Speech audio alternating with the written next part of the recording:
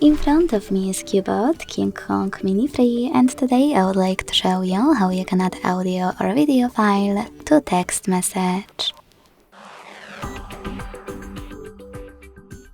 Begin by opening Messages app and selecting or creating a chat.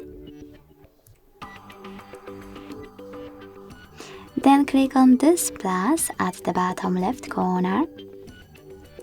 And firstly, to add an audio file, hit Files over here.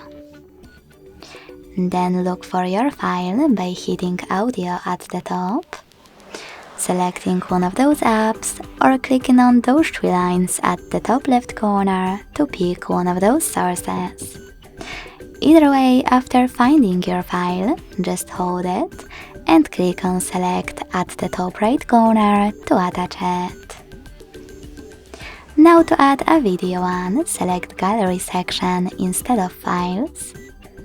Click on your video here if it's recent, and if it's not, select Folders and look for it the same way as you would an audio file. When you find it, hold it and click Select at the top right corner to attach it.